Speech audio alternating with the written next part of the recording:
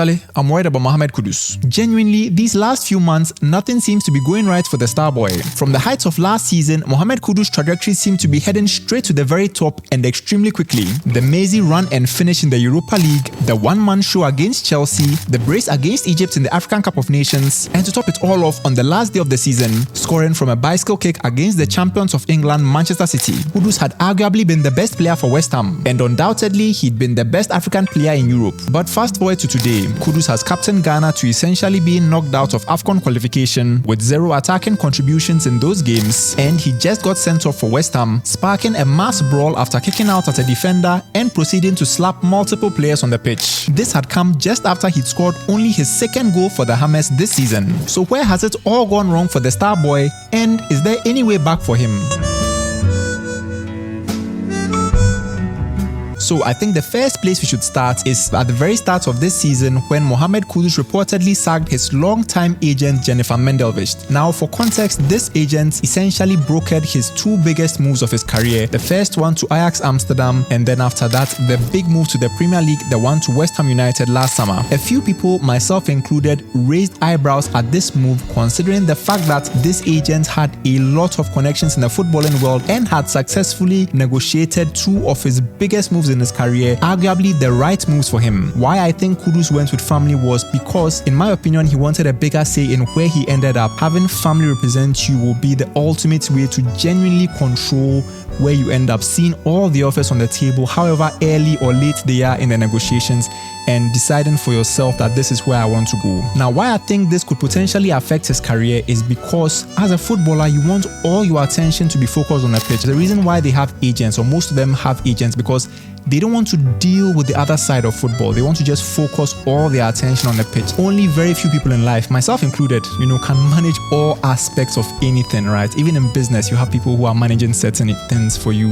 You focus on the things you are good at. And I think, especially in football, he most likely should be focusing on the things that he can control, which are the things on the pitch. Speaking of focus, let's talk about Kivo Gari. It seems now Kudus' focus is entirely on eating Kivo Gari nowadays. Okay, of course this is a joke. I mean, it's pretty much a meme by now that we see Kudus plastered everywhere with some kind of Kivo product, and people have attributed his troubles and woes on the pitch to the fact that all he seems to be doing nowadays is eating Kivo Gari. In fact, there was a whole thing that came out that the coach apparently found Kivo Gari in his locker at West Ham, and that's what sparked the whole, brouhaha between them. It's all well and good, and it's all in jest, of course, but I think in between all of that noise, there is a problem that we can identify, and it's a big lack of focus, right? I'm not saying footballers shouldn't have brand deals and shouldn't have, interest outside of football, but we can't deny that invariably it might draw attention away from the pitch. Look, I know almost all footballers are trying to build themselves as brands, right? But only a few of them are able to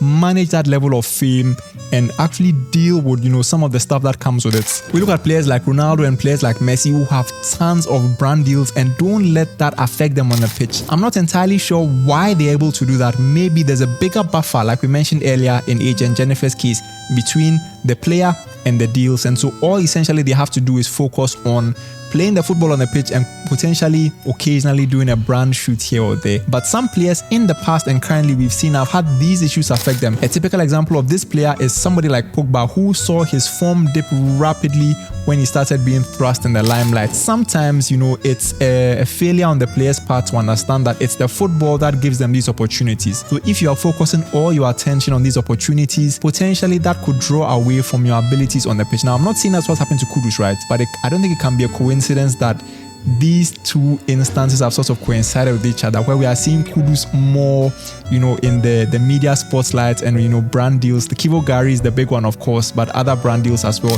He's all over, West Ham's, different, brand stuff. And that has kind of gone hand in hand with, the dip in form we currently see right now. So maybe not all players are equipped to deal with this level of fame, and perhaps, not saying that's the case, but we're trying to analyze the potential problems Kudus has, and one of those could potentially be this level of fame and this level of brand that he's trying to build away from the pack that may have affected his performances on it. Now, speaking of fame, one thing that comes with fame is a ton of pressure, right? Kudus is facing a lot of pressure that he hasn't faced up to this point in his career, and maybe, just maybe, it's taking a toll on him. Now, I'm not saying that Kudus cannot handle the pressure, right? But we cannot deny that certain levels of pressure that are on his shoulders right now he has never experienced before. And let's remember, Kudus is a young player. Kudus has been thrust into the spotlight, and that comes with a big amount of pressure. For West Ham, in my opinion, I think he's currently their best attacking player, and West Ham seem to be struggling at the minute. We look at the game against Tottenham Hotspur, where he essentially looked like he was trying to drag the team single-handedly. He carries the tag and the moniker Starboy, and I think he's carried that for a while now.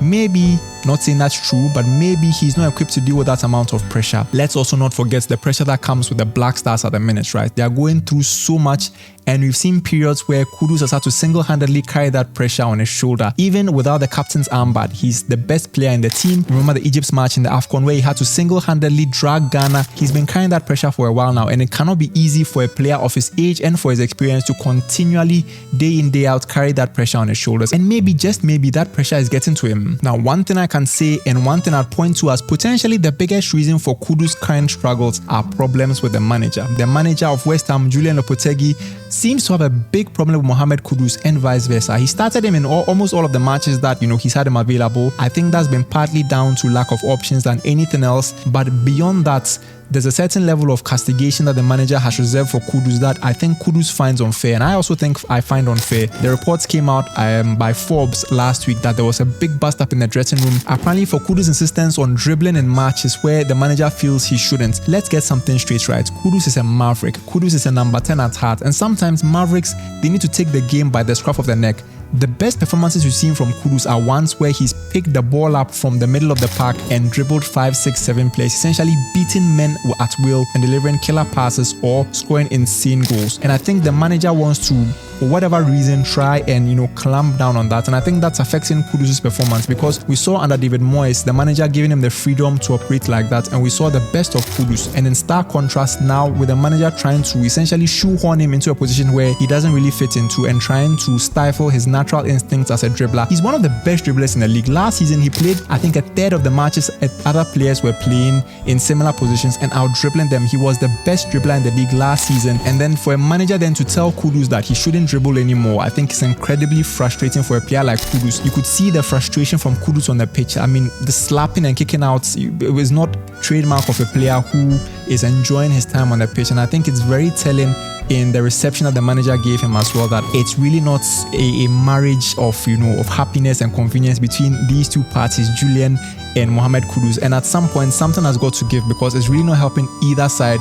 West Ham are in terrible form right now, and Kudus is struggling to to impose himself on games the way he knows he can and the way he wants to. So how can Kudus come back from this? Well, let's talk about that. I don't think we'll see Kudus play for some time now. I mean, despite the fact that he already has like a 3-game ban from the red card, I think Lopetegui might try and put down a marker here and send a message. For as long as he's in the team, I doubt we'll see Kudus back in the starting lineup, despite the fact that he's arguably one of West Ham's best players right now and the only person actually trying to push the team forward at the minute. I think Lopetegui can use this as a perfect opportunity to make Kudus a scapegoat and say, look, he's not the man for me, he's reckless, he's hot-headed, and he's only scored 2 goals in the season. And so I think for a period, maybe a couple of months, maybe the rest of the season, we might see Kudus play bit part roles from the bench, especially if somebody from the bench like Somerville or something comes inside the West Ham team and can start making an impact, and Lopetegui can use that as ammunition for Kudus to not get any starting minutes for West Ham for the rest of the season. I honestly said this at the start of last season when Kudus transferred to West Ham, and I got a lot of flack for it, but I'm going to stand by that statement. I do not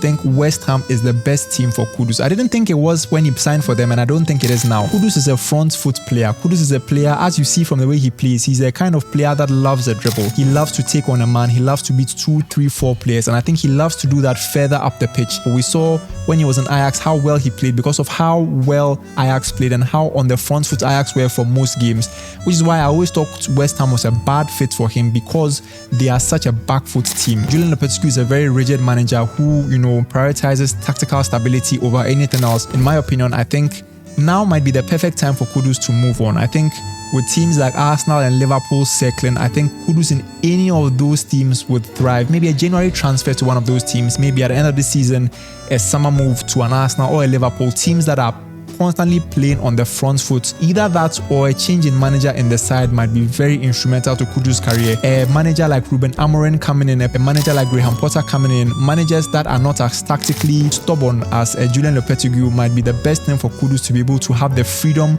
to play the kind of football he wants to play. Now, for Black Stars, honestly, I can't tell. I've made a video in the past, talking about how I think Otto Addo is a little bit too structurally stubborn for Black Stars right now. We've seen Kudus' output drastically affected since Otto Addo came into the the fold, in stark contrast to Chris Hughton, where Kudus arguably played some of his best football for the Black Stars. Chris Hughton was a more structurally lax coach who allowed Kudus to essentially dictate games the way he wanted. Since Otto Addo has come in, there's been priority in defensive shape, and there's a bit of pressure on Kudus to press from the front as well, which hasn't necessarily always helped Kudus. So those two things, I think a change of manager, a change of style, or a change of team might be the best thing for Kudus moving forward.